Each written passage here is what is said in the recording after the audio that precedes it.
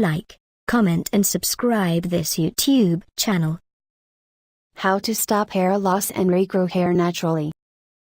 Hair loss is a very common condition and affects most people at some time in their lives.